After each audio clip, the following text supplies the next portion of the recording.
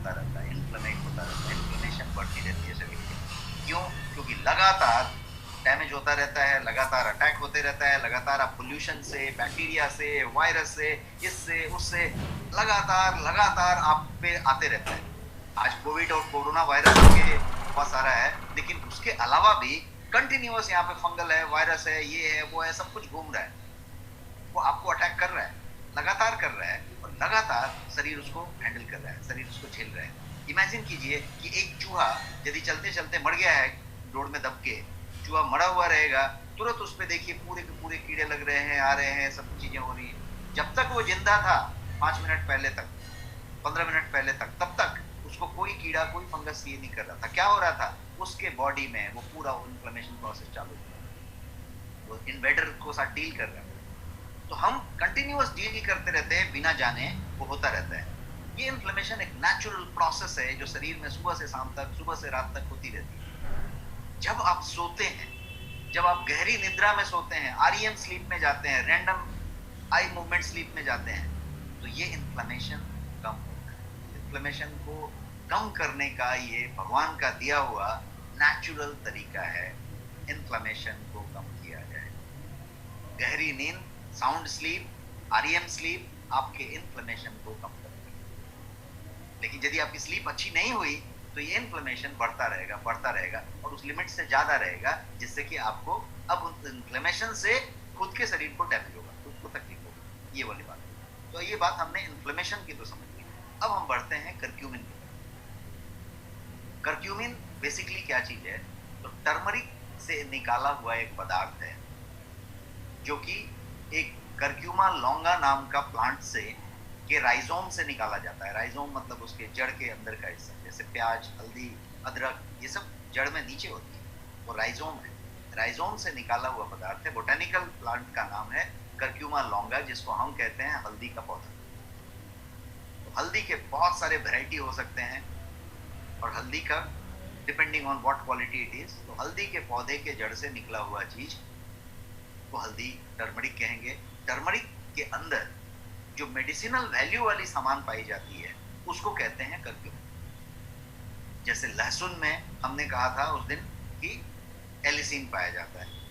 हर पदार्थ में एक मेडिसिनल वैल्यू वाली जो चीज होगी, उसको, जो हल्दी के अंदर मेडिसिनल वैल्यू है, उसको करक्यूमिन कहेंगे। यहाँ पे आपको करक्यूमिन का फॉर्मूला लिखा हुआ है, और ये ऑरेंज येलो क्रिस्टलाइन पाउडर है, और ये जो है टर्मरिक में पाया जाता है। अब टर्मरिक में कितना पाया जाता है?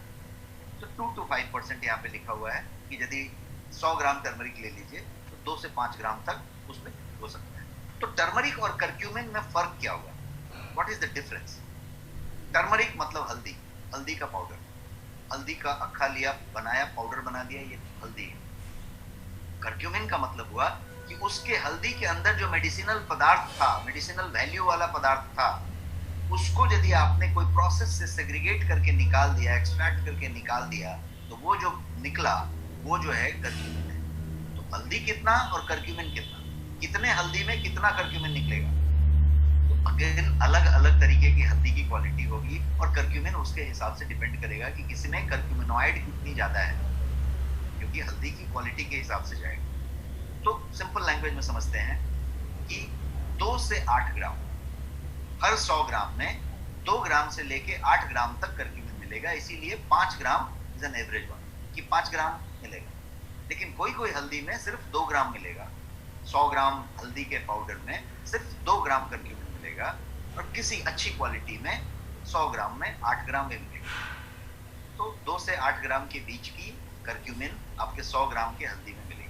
अब यदि आप हल्दी का 2 चम्मच ले रहे हैं, 1 चम्मच ले रहे हैं दूध में डाल के, बहुत अच्छा काम कर रहे हैं, गुड थिंग। बट यदि आप उसको क्वांटिटी में लेना चाहते हैं, यदि उसका सही में जो बॉडी को रिक्वायरमेंट है उसके हिसाब से आप डोज देना चाहते हैं, तो आपको फिर 2 कटोरी हल्दी का सेवन करना पड़ेगा। उतना तो आप आटा और अपने बाकी चीजों का भी नहीं कर रहे, तो वो 2 कटोरी हल्दी तो कोई प्रैक्टिकली खा नहीं सकता। लेकिन ऐसा संभव है कि आप करक्यूमिन लें, तो करक्यूमिन जो है आप उस तरीके से उसके अनुपात में ले सकते हैं, और करक्यूमिन जो है इजी तरीके से डिलीवर किया जा सकता है। कितने इजी तरीके से डिलीवर किया जा सकता है? तो करक्यूमिन को एक्सट्रैक्ट लेके कंसंट्रेट फॉर्म में लेके आपको 500 mg के कैप्सूल में भर के दिया जा सकता है। बिना हल्दी का कोई टेस्ट लिए कैप्सूल को आपने मुंह में रखा, पानी ले लिया, गल्प कर लिया, 500 mg का एक कैप्सूल आपने ले लिया, पूरा का पूरा कर्क्यूमिन का डोज आपको दें। तो ये कर्क्यूमिन, इसको ड्रॉप में लिया जा सकता है, इसको सॉफ्ट जेल में लिया जा सकता है, इसको डिफरेंट वेराइटी में लिया जा सकता है, बिना डिग्रेड किए, बिना उसको उसका जो है न्यूट्रिशनल और मेडिसिनल वैल्यू का किसी भी तरीके से हरास किए बिना आप जो है अलग अलग फॉर्मेट में ले सकते हैं। उस पर हम चर्चा करेंगे। अभी यहाँ तक के स्लाइड में हमने टर्मरिक और कर्क्यूमिन के डिफरेंस को समझ लिया कि क्या डिफरेंस है और एक कटोरी में कितना है। तो एक कटोरी में एक चुटकी टर्मरिक है, ये आपने समझ लिया।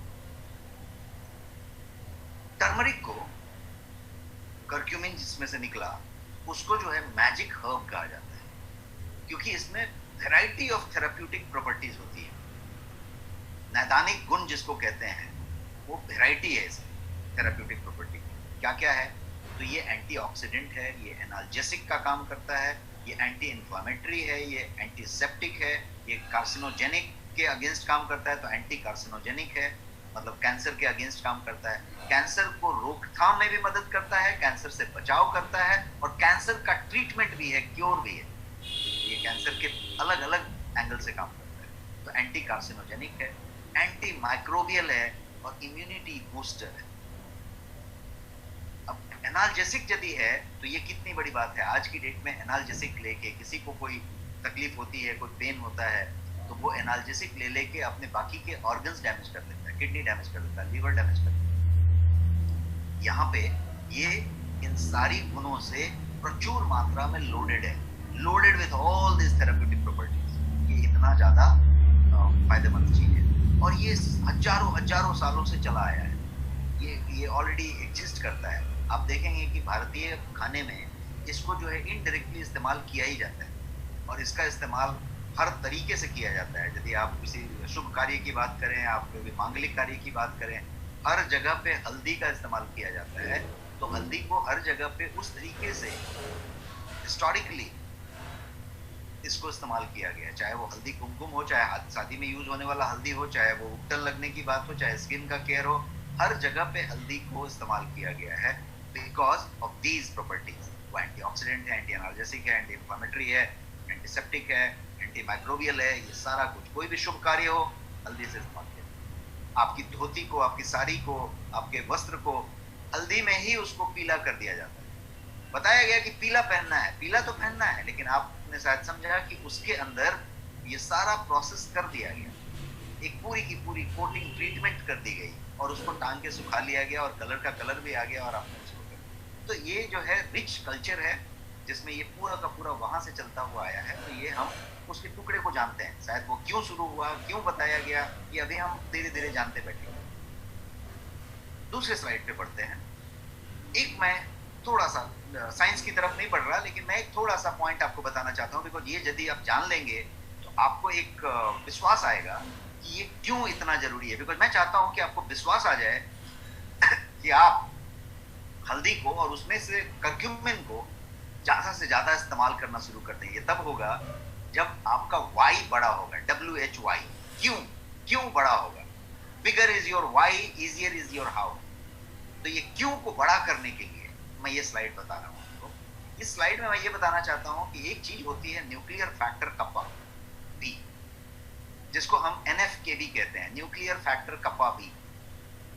ये जो न्यूक्लियर फैक्टर कप्पा बी है उसकी मैं तस्वीर यहाँ पे दिखा रहा हूँ, जो कि किस तरीके से प्रोसेस करता है, किस तरीके से काम करता है।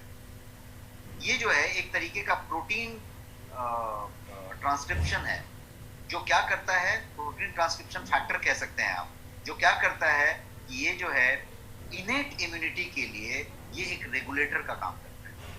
ये हमारी शरीर में होता है nuclear factor kappa B, NF-kB, जो हमारे शरीर में इनेट इम्यूनिटी के लिए रेगुलेटर का काम करता है। इसको शॉर्ट में समझ लेते हैं कि ये किस तरीके से काम करता है। ये एक प्रोटीन कॉम्प्लेक्स है जो कि DNA के ट्रांसक्रिप्शन को कंट्रोल करता है और साइकोटीन के प्रोडक्शन में और कोशिकाओं के सर्वाइवल में मदद करता है। साइटोकिन क्या है? वो चीज है जो जब आक्रमण होता है तो उसको बनाया जाता है, वही साइटोकिन तैयार होता है और वहां पे वो लड़ता है।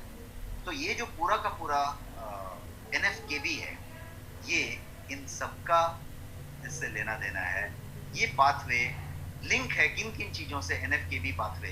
ये पाथवे मैंने आपको यहाँ पे दिखाया, ये पूरा एनएफकेबी पाथवे है। देखिए यहाँ पे भी एनएफकेबी है, यहाँ पे भी एनएफकेबी है, यहाँ पे भी एनएफकेबी है। ये पूरा इसका पाथवे है। ये कैसे डिफेंस करता है? कोविड-19 ने अटैक किया तो भी यही काम हो रहा है। एक छोटा सा सर्दी खांसी हुआ था तो यही काम हो रहा है, पूरा यही काम हो रहा है। तो ये जो एनएफकेबी है, वो एनएफकेबी का जो पाथवे है वो किन किन चीजों से लिंक है? सबसे पहला वायरल इन्फेक्शन। आज का कोविड-19 क्या है? Viral infection. एक वायरस है, चाहे वो छोटा सा सर्दी खांसी का वायरस हो, वायरल हो, या ये वाला कोविड-19 का डबल और ट्रिपल म्यूटेंट वाला वायरस हो, ये वायरल इन्फेक्शन। तो वायरल इन्फेक्शन एक बात।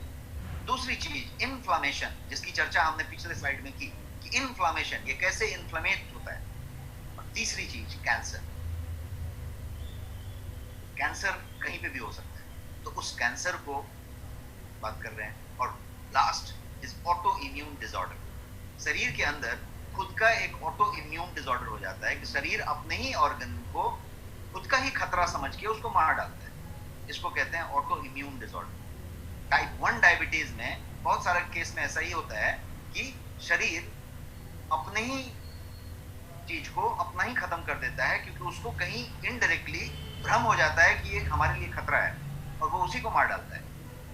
ऑटो इम्यून डिजीज कहते हैं। तो वो अपने पैनक्रियाज को ही खत्म कर डालता है। पैनक्रियाज फिर इंसुलिन बनाना ही बंद कर देता है, कोई पैनक्रियाज का एक्शन ही नहीं देता। अब उसके बाद क्या होता है? तो इंसुलिन को बाहर से लेने की जरूरत होती है पूरी जिंदगी। तो इसको कहते हैं टाइप 1 डायबिटीज। इंसुलिन शरीर बनाता ही नहीं।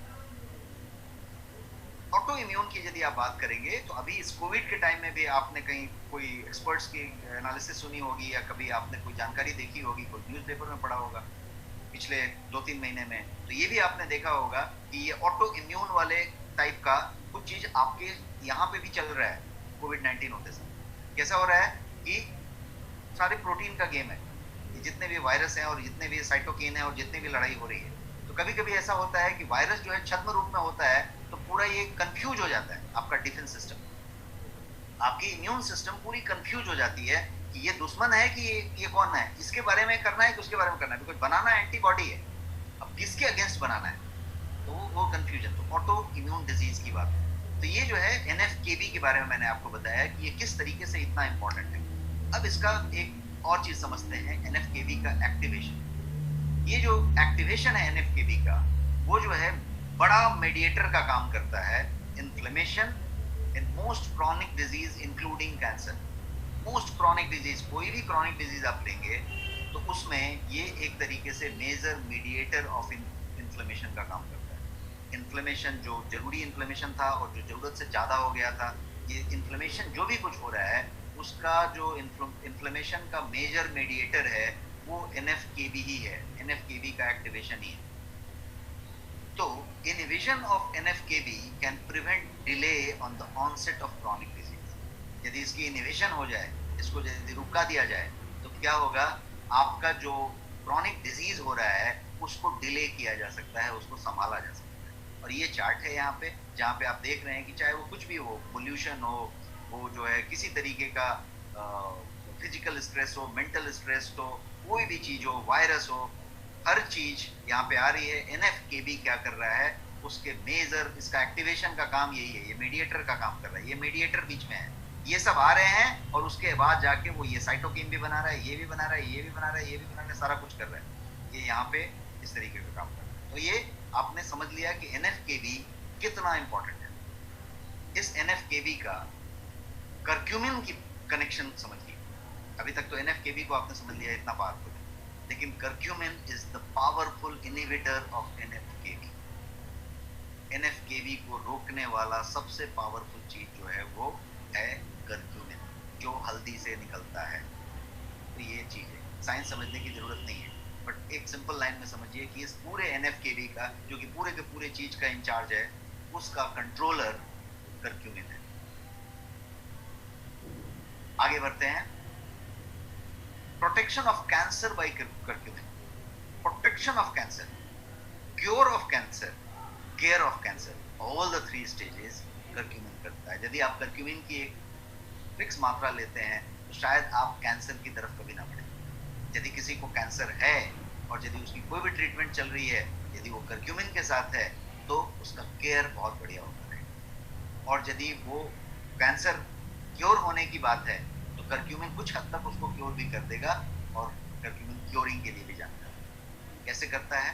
तो ये जो है 3 स्टेप आप समझिए इसे। ये फाइट कैंसर की यदि की जाए बात तो 3 स्टेज होंगे और तीनों स्टेज पे ये कर्क्यूमिन काम करता है। Normal cell transformation to tumour cell, tumour cell growth करके प्रोलिफरेशन पे गया और ट्यूमर सेल मेटास्टेसिस करके इन्वेजन पे गया, मतलब एकदम जो है इन्वेजन के मॉडल में चला गया।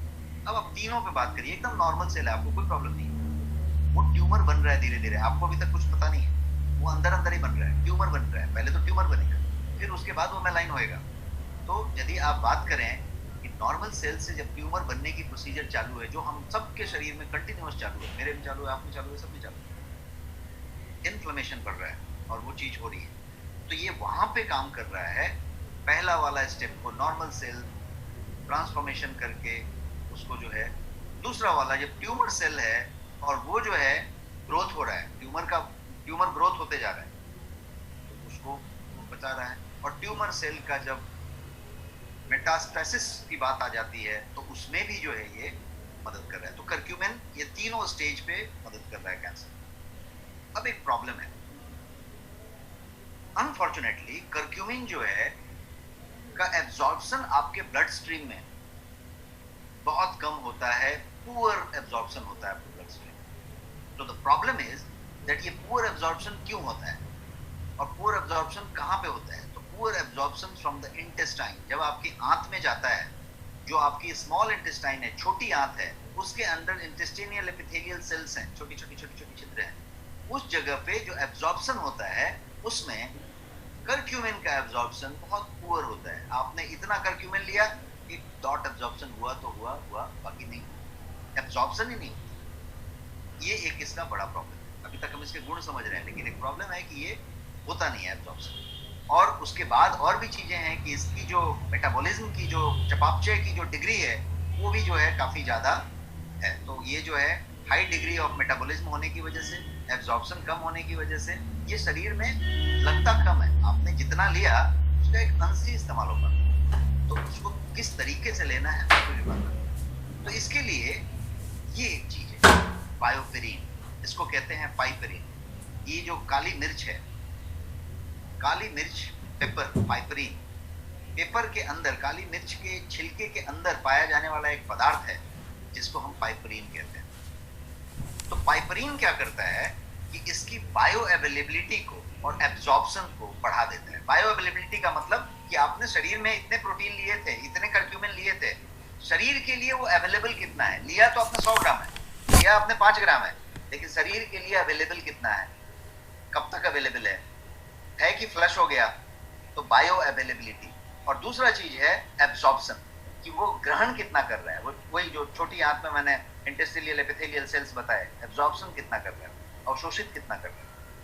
विथ बायोपेरिन, जब बायोपेरिन को हम कर्क्यूमिन के साथ मिक्स कर दें, इस छिलके से अंदर निकला हुआ जो हब है जिसको हम पाइपरीन कहेंगे, उसको यदि हम कर्क्यूमिन के साथ मिक्स कर दें तो कर्क्यूमिन जो है बॉडी में अप टू 8 डेज तक रहता है। इसका मतलब यह हुआ कि बायो अवेलेबिलिटी उसकी 8 दिन हो, जो अभी नहीं थी, बहुत कम बायो अवेलेबिलिटी थी, तो वो बढ़ गई और एब्जॉर्ब उसका होने का क्षमता बढ़ गया। कितना बढ़ गया और कितने दिन तक रह गया? बायो अवेलेबिलिटी और एब्जॉर्प्शन, 2 बातें मैंने की। अब दोनों को समझिए, कर्क्यूमिन प्लस पाइपरीन यदि आपने मिला दिया तो ये परफेक्ट मैच बना, और ये परफेक्ट मैच बायो अवेलेबिलिटी को 154% से ऊंचा कर देता है, बढ़ा देता है, इंक्रीज्ड बाय 154%। इतना ही नहीं, ये जो एब्जॉर्प्शन की बात हम कर रहे थे उसको 78% से बढ़ा देता है, मतलब 78% कर देता है। यदि बिना बायोपेरिन के आप कर रहे हैं तो उसका एब्जॉर्प्शन 63% है, ये बेसिक डेटा है। और यदि उसको आपने पाइपरीन से ऐड कर दिया तो एब्जॉर्प्शन भी बढ़ गया और 78% हो गया, तो बायो अवेलेबिलिटी भी बढ़ गई और एब्जॉर्प्शन भी बढ़ गई। तो इसीलिए पाइपरीन जो है, बायोपेरीन जो है, उसके साथ जरूरत है। अब जो गोयम की कर्क्यूमिन के जो फॉर्मुलेशंस हैं वो सारे के सारे बायोपेरीन के साथ हैं, मतलब पाइपरीन के साथ मिक्स करके ब्लेंड करके बने। तो ये स्पेशली जो है 95% हाई क्वालिटी कर्क्यूमिनॉइड से बना है, लोडेड विथ बायोपेरीन पाइपरीन। तो ये एक चीज हो गई, ये मैंने एक खासियत बताई। अब हम बात करते हैं गोयंग कर्क्यूमिन के कैप्सूल्स की। तो 154% इंक्रीज्ड बायो अवेलेबिलिटी ये देता है। 500 mg का कैप्सूल 154% इंक्रीज्ड बायो अवेलेबिलिटी देता है। क्यों देता है? तो इस स्लाइड में मैंने समझाया कि 154% ये जो है पाइपरीन मिलाने से इसका हो जाता है।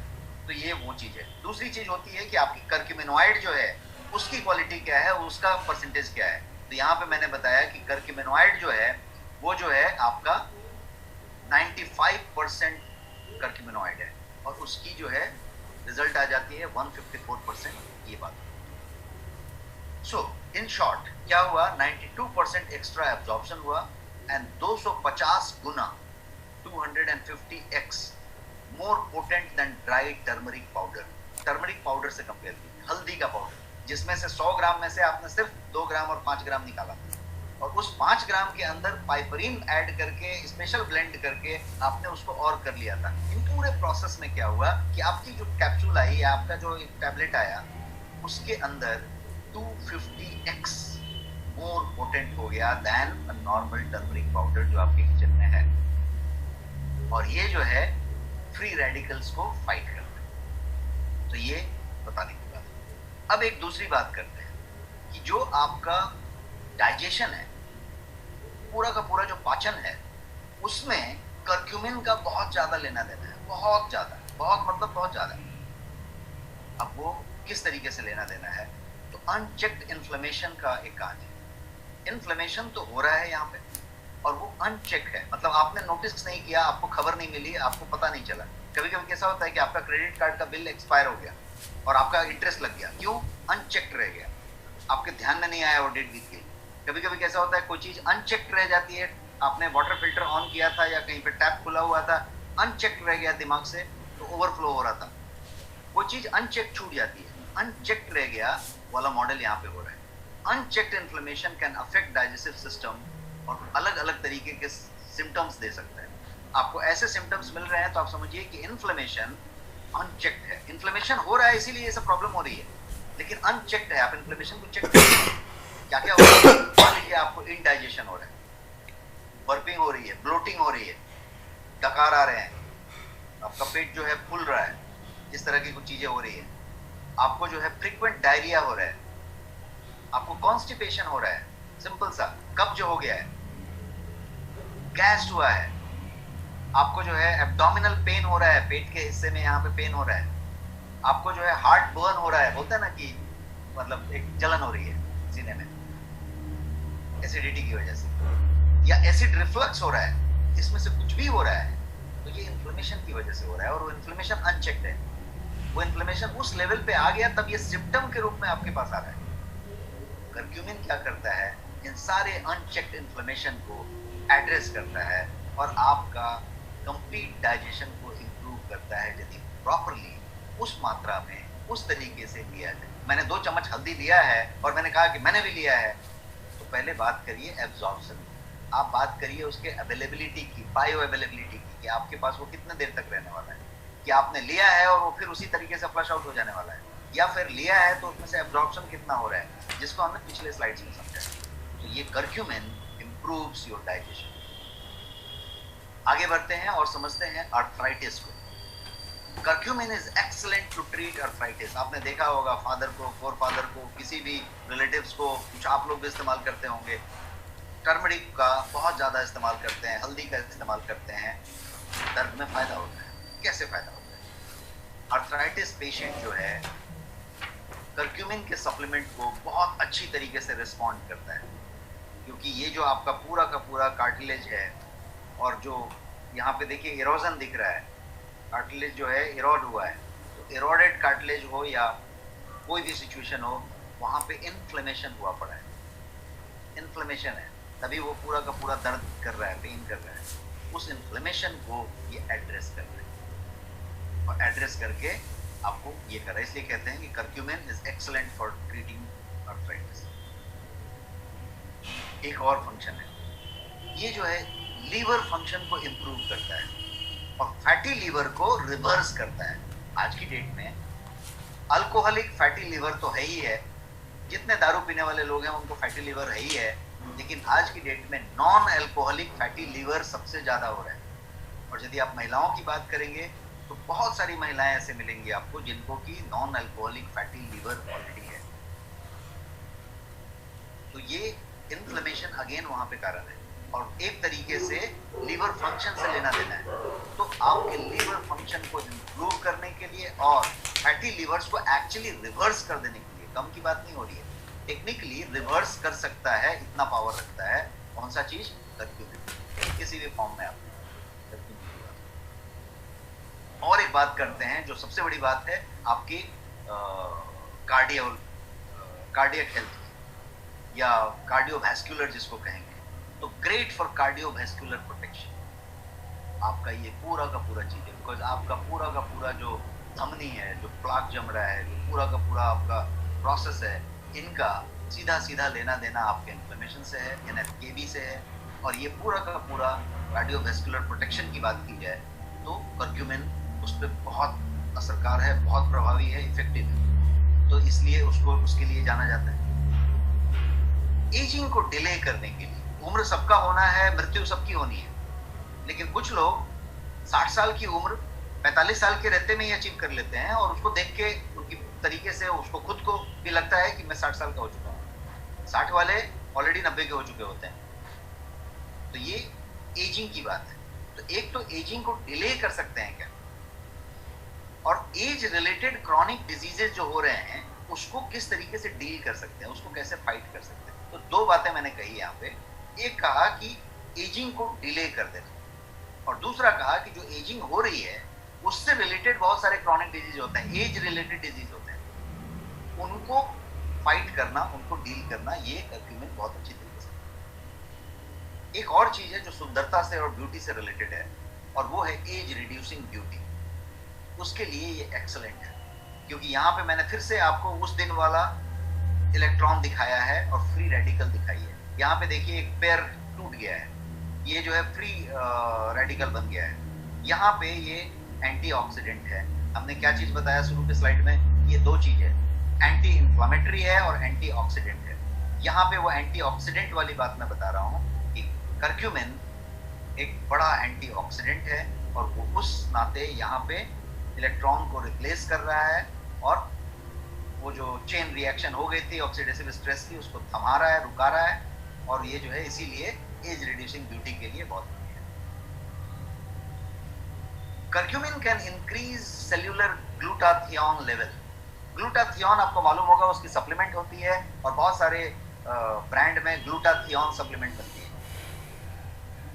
Curcumin can increase cellular glutathione level. Supplement में लेने की जरूरत नहीं है, सेल्यूलर ग्लूटाथियोन लेवल को बढ़ा देता है, बढ़ा सकता है। ग्लूटाथियोन क्या है यदि आप समझेंगे तो इंट्रासेल्यूलर एंटीऑक्सीडेंट है, जो क्रिटिकल रोल प्ले करता है आपके जो सेल्यूलर एडॉप्शन होते हैं ना स्ट्रेस के प्रति, उसके अंदर बहुत अच्छा जो है क्रिटिकल इंपॉर्टेंट रोल प्ले करता है। तो इसीलिए ग्लूटाथियोन होना चाहिए। ग्लूटाथियोन को यदि सेल्यूलर लेवल पे ही बढ़ा दिया जाए तो ये काम, ये बेहतरीन एंटीऑक्सीडेंट जो है करक्यूमिन करता है। एक और चीज समझते हैं कि इम्यून बैलेंस को बनाए रखता है और उसमें ये मदद करता है। तो ये सिर्फ जो है आपके रेस्पॉन्स टू सर्टेन एंटीबॉडीज को ही नहीं एनहांस करता है, बट ये साथ साथ आपको जो है रेगुलेट भी करता है कि आपकी जो expression of certain pro inflammatory substances कहेंगे, उसको जो है रेगुलेट करने में भी आपकी मदद करता है। तो दोनों बात किया तो मतलब क्या किया? बैलेंस किया, helps in balance, immune balance. Immune का बैलेंस बनाए रखता है, आपकी लाइफ स्पैन को एक्सटेंड करता है, और उसके करने का एक लॉजिक ये है कि ये जो है आपके डिप्रेशन को फाइट करता है। तो फाइट्स डिप्रेशन, तो साथ साथ क्या होता है कि आपकी लाइफ स्पैन एक्सपैंड होती है। कैंसर, हमने उस पर बात की, NFKB के टाइम में भी बात की कि कैसे कैंसर के तीनों स्टेज में लड़ता है। तो fights cancer at cellular level, cancer fight करना एक बात है, लेकिन fighting cancer at cellular level ये एक दूसरी बात है। एकदम कोशिका लेवल पे फाइट करता है। और जो है NFKB को आपने डिटेल में समझा, तो curcumin appears effective in combating all types of cancer and tumours NFKB की वजह से। तो ये एक और बात समझी हमने। तो समराइज करते हैं कि क्या क्या हमने समझा, बहुत सारे गुण इसमें समझे। तो सबसे पहला समझा कि एंटी इंफ्लेमेटरी है, दूसरा समझा कि ये कैंसर में प्रिवेंट करता है, तीसरा समझा कि ये जो है हार्ट रिस्क को लोअर करता है, आपके धमनी, कार्डियक, इन सारी चीज़ों को, कार्डियोवैस्कुलर को, उस तरीके के खतरों को कम करता है।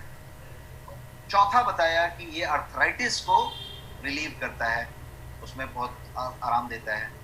कोलेस्ट्रॉल लेवल को कम करता है, ये पांचवा। छठा जो है, ये जो है अल्जाइमर जैसी डिजीज जो आपकी मेमोरी से रिलेटेड है, आपके एजिंग से रिलेटेड है, उसको ये जो है प्रिवेंट करता है, नहीं होने देता है। ये जो है डायबिटीज को कंट्रोल करता है, बिकॉज डायबिटीज का कारण जो है इन्फ्लेमेशन है। Root cause of diabetes is inflammation, जैसे root cause of cancer is also inflammation.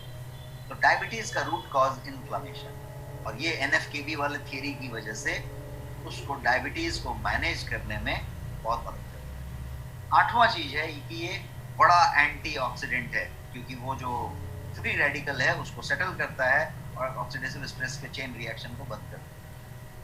नौवां है कि ये जो है ब्रेन फंक्शन को इम्प्रूव करता है, आप ज्यादा अलर्ट होते हैं, आपकी ब्रेन फंक्शन ज्यादा सुचारू रूप से चलती है, और आपका तनाव दबाव कम होता है। और 10वां है कि ये जो है इम्यूनिटी बूस्टर का काम करता है, बिकॉज NFKB के पूरे के पूरे पाथवे को आपने समझा, तो ये मीडिएटर का काम करता है। इसको ये सब प्रॉब्लम मिले, और ये जो है उनको ये बताया। मैं एक कॉन्ट्रैक्टर हूँ, एक ठेकेदार हूँ, तो मेरे को सरकार ने या जो डिपार्टमेंट था वो कहा कि ये नाली साफ करवाओ, ये रोड को ठीक करवाओ, उसको स्वीप करवाओ, इसको तोड़ के दूसरा बनवाओ, ये सब मैंने समझ लिया।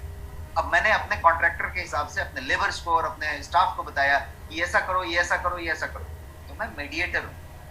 तो ये NFKB एक मीडिएटर का काम कर रहा है, और NFKB का पूरा ड्राइवर, उसको पूरा कंट्रोल करने वाला, उसको रेगुलेट करने वाला करक्यूमिन है। तो इसलिए इम्यूनिटी बूस्टर बढ़िया तरीके से ये काम करता है। ये 1 to 10 हमने एक समरी बता दिया आपको, अभी तक के जो स्लाइड हमने पढ़े। अब हम बात करते हैं हमारे प्रोडक्ट्स की, कि करक्यूमिन तो इतना बढ़िया है, ये भी आपने समझ लिया कि एक कटोरी हल्दी खा के कुछ नहीं होगा।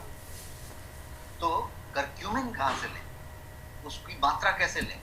तो उसके लिए गोयंग में रेंज ऑफ करक्यूमिन प्रोडक्ट्स हैं, और बढ़िया प्रोडक्ट है। तो मैंने 3 प्रोडक्ट यहाँ पे आपके सामने रखा है। एक है करक्यूमिन विथ बायोपेरिन का कैप्सूल, जो बीच वाला है वो है करक्यूमाइन, क्योरक्यूमाइन आप कह सकते हैं इसको पढ़ने के लिए। आपको पढ़ने के लिए करक्यूमाइन ही है, लेकिन क्योरक्यूमाइन लिखा हुआ है नाम में, क्योंकि क्योरक्यूमाइन ऐसा मीनिंग देना चाहते हैं। तो वो ड्रॉप है, वो एक छोटा सा 30 ml का ड्रॉप है, जो आप कभी भी पानी पिए तो 2-3 बूंद टपका सकते हैं। आप पानी का बॉटल लेते हैं, उसमें 2 बूंद टपका सकते हैं, 5-10 बूंद टपका सकते हैं। आप कभी भी किसी को पानी सर्व कर रहे हैं, उसमें डाल सकते हैं। किसी को चाय ऑफर करना है घर में, वहां पे इसका इस्तेमाल कर सकते हैं। कोई आया, चाय पियेंगे, कॉफी पियेंगे, जबरदस्ती आपने भी चाय पी लिया, उसने भी चाय पी लिया, दोनों ने 1-1 चम्मच शक्कर ले लिया, दोनों ने 1-1 ये कर लिया। आपको ताजगी चाहिए थी, आपको यदि एक ऐसा फॉर्मेलिटी चाहिए था, आपको एक चेंज ओवर चाहिए था, आपको एक एनर्जी चाहिए थी, तो आप इसको ट्राई कीजिए। कोई भी गेस्ट आए तो आप 4-4 गुण डालिए और उसको पेस्ट करिए, आपको पेस्ट करिए। थोड़ा सा गोल्डन कलर का पानी हो जाएगा, कांच का ग्लास रखिए, एकदम स्टाइल में उस पानी के कलर को भी लीजिए और सिप कीजिए। आपको मैं ये कहता हूँ कि आप दीवाने हो जाएंगे इस टेस्ट के। और उसके बाद आप जब पानी पियेंगे तो आप हमेशा इसको डाल के पीना चाहेंगे और किसी को ऑफर करना चाहेंगे। एडेड एडवांटेज ये है कि आपको तो लत लगी जाएगी कि भैया बहुत बढ़िया टेस्ट आ रहा है। आप उस पूरे करक्यूमिन के उस डोज को बड़े आराम से, बड़े इजी तरीके से, बिना किसी बोझ के लेते जा रहे हैं और एकदम आराम से लेते हैं। फायदा ये है कि वो व्यक्ति जिसको आपने ये डाल के दिया, जो सामान आपने डाला उसने उसको देखा, उसने पूछा कि ये क्या है, उसके बाद आप बेहतर जानते हैं कि आपको कैसे बताना है कि ये क्या है, और वो उसको समझ सकता है। एट द एंड रिजल्ट क्या हुआ, आपने उसका बहुत भला किया, वो आपको अच्छी तरीके से याद कर रहा है क्योंकि आपने उसको एक अच्छी चीज बताई, अच्छी चीज दी, और आप इसको गिफ्ट भी कर दीजिए उस तरह की चीजों से। तीसरे प्रोडक्ट पे आते हैं जो एकदम एक्सट्रीम राइट साइड पे है, उसका नाम है going daily defence. Daily defence एक तरीके का टैबलेट है, और टैबलेट के अंदर बहुत सारे तत्व हैं। प्राइमरी तत्व जो है वो करक्यूमिन है विथ पाइपरीन, तो इसलिए ये भी जो है करक्यूमिन प्रोडक्ट है। सो 3 करक्यूमिन प्रोडक्ट की बात है। तीनों के तीनों प्रोडक्ट में ये खासियत है कि ये सब के सब प्रोडक्ट 95% प्योर करक्यूमिनॉइड से बने हैं, सब के सब नेचुरल हैं और प्योर हैं। किसी तरीके का कोई आर्टिफिशियल चीज, इसमें कोई प्रिजर्वेटिव, किसी तरीके का केमिकली सिंथेसाइज्ड सामान नहीं डाला हुआ। जो कैप्सूल है पहला वाला, वो 100% वेजिटेरियन कैप्सूल सेल में बना है, इसलिए 100% वेज मैंने यहाँ पे आपको कह दिया है। और ये जो है साइंटिफिकली फॉर्मुलेटेड है, जैसा मैंने बताया, रिसर्च बेस्ड प्रोडक्ट्स। एक एक करके तीनों को जान लेते हैं क्विकली। सबसे पहला जो है ये करक्यूमिन कैप्सूल है, वेज कैप्सूल है, प्योर वेज कैप्सूल है, और ये जो है 60 कैप्सूल है एक डब्बे में। 2 कैप्सूल रोज ले सकते हैं, 1 कैप्सूल भी रोज ले सकते हैं, depending on what is your need. तो 2 कैप्सूल रोज लेंगे तो 1 महीने के लिए एक व्यक्ति के लिए 1 डब्बा है। और ये जो है पाइपरीन से लोडेड है। क्यों लोडेड है कि पाइपरीन से? क्योंकि आपका बॉडी उसको अच्छे से एब्जॉर्ब कर सके। तो ये क्या क्या करता है? हेल्दी एजिंग करेगा, जैसा आपने सारे फीचर समझे।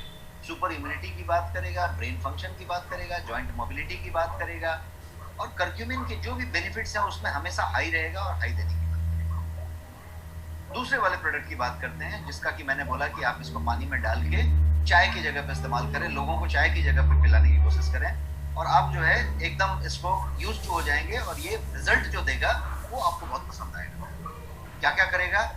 हेल्दी जॉइंट्स की बात कीजिए, एज रिड्यूसिंग ब्यूटी की बात कीजिए। कोई भी महिला, कोई भी पुरुष, आज की डेट में दोनों समान है, क्योंकि एक फेयर एंड लवली एक के लिए आता है और फेयर एंड हैंडसम दूसरे के लिए आता है। ये भी बाल रंगता है, वो भी बाल रंगता है, ये भी जवान दिखना चाहता है, वो भी जवान दिखना चाहता है। हर आदमी की इच्छा रहती है, लेकिन कवर अप करते रहते हैं हम कुछ ना कुछ केमिकल ऊपर से लिपापोती करके।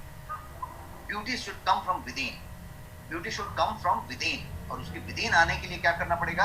आपको अपने इन्फ्लामेशन को कम करना पड़ेगा, और आपकी अपने एंटीऑक्सीडेंट की मात्रा को बढ़ानी पड़ेगी। और जैसा मैंने बताया, करक्यूमिन एंटी इन्फ्लामेटरी भी है और एंटी ऑक्सीडेंट भी है। तो ये दोनों चीज को यदि एक ड्रॉप में डाल दिया जाए तो वो काम इस प्रोडक्ट में किया हुआ है। और ये ड्रॉप इतनी छोटी सी है, आपके जेब में, इस शर्ट के पॉकेट में 3 बॉटल आ जाएगी, और फिर भी वो आराम से पड़ी रहेगी, पता नहीं चलेगा। इस कोट के पॉकेट में 2 आ जाएगी, आपके ड्रॉर में रह सकती है, आपके टेबल पे रह सकती है, आपके डाइनिंग टेबल पे ये होनी ही चाहिए। नहीं है तो इसको प्लीज रखिए, आपके ऑफिस के टेबल पे होनी ही चाहिए। आप ट्रैवल में कहीं हैं तो ये होनी ही चाहिए आज की डेट में। इम्यूनिटी की सबको जरूरत है। आप कभी भी पानी पिए 2 बूंद टपका, तो ये वो चीज है। तो healthy joints, age reducing beauty, digestion and cardiovascular जो मैंने बताया, इम्यूनिटी, और मैंने तो डिटेल में जाके बताया कि कैसे डाइजेशन को ये अफेक्ट करता है, कैसे इम्यूनिटी बढ़ाता है। तो वो सारी चीजें यहाँ पे हैं। इजी टू एब्जॉर्ब करक्यूमिन है, बताने की जरूरत नहीं है, क्योंकि करक्यूमिनॉइड के साथ साथ इसमें पाइपरीन है, और पाइपरीन उसको इजी एब्जॉर्बेबल बनाता है। कितना? तो मैंने आपको परसेंटेज भी बताया। तीसरा प्रोडक्ट की बात करते हैं, गोयंग डेली डिफेंस। ये जो है, इसके हेल्थ बेनिफिट्स क्या है? Fighting flu and cold, pain relief, किसी तरीके का पेन रिलीफ, बिकॉज एनाल्जेसिक का काम कर रहा है, तो किसी तरीके का पेन रिलीफ यदि आपको नेचुरली मिलता है तो पेन किलर खाने से आप बच गए। और पेन किलर खाने से यदि बच जाते हैं और इससे यदि आप केयर ले पाते हैं, तो आप अपने लीवर को, किडनी को, और वो सारे harmful effect of that medicine से बच रहे हैं। तो ये बहुत बड़ी brain and health, heart health और बूस्ट इम्यूनिटी, तो ये सारी की सारी चीज यहाँ पे आप देख रहे हैं। So this is where it is. और बढ़ते हैं आगे। फाइट्स इन्फेक्शन, तो 2 टैबलेट रोज ले सकते हैं, 1 टैबलेट भी ले सकते हैं। कोई ऐसी दवाई है नहीं कि इतना ही लिया और इसी टाइम में लिया। खाने के पहले ले लीजिए, खाने के बाद ले लीजिए, खाने में मिला के ले लीजिए, बिकॉज हल्दी था, आपके खाने में भी था। कोई प्रॉब्लम नहीं है। खाली हल्दी का एक्सट्रैक्टेड मात्रा में परफेक्ट डोज में करक्यूमिन फॉर्म में है जो आपके लिए मौजूद है। तो ये सब बातें हमने आपको बताई।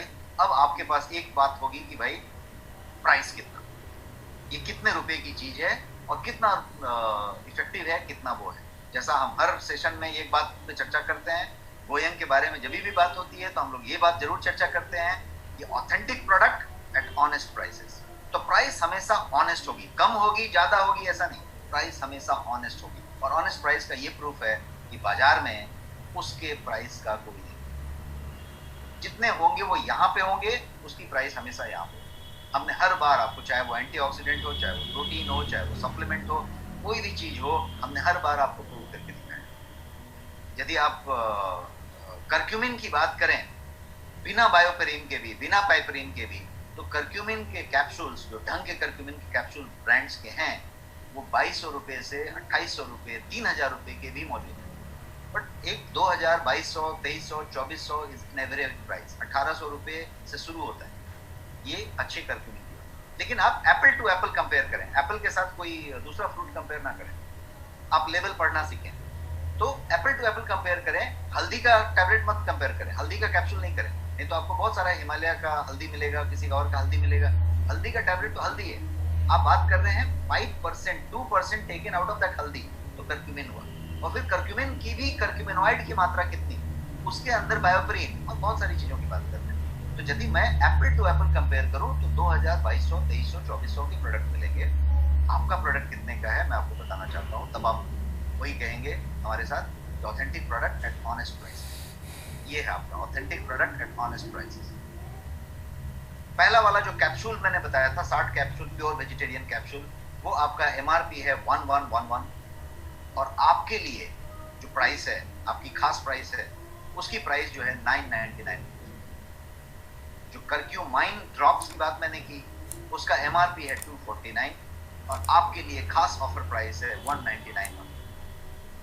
और जो डेली डिफेंस नाम का चीज है, उसके लिए जो एमआरपी है वो 1999 है, और आपके लिए खास ऑफर जो है वो सिर्फ 999 रुपए।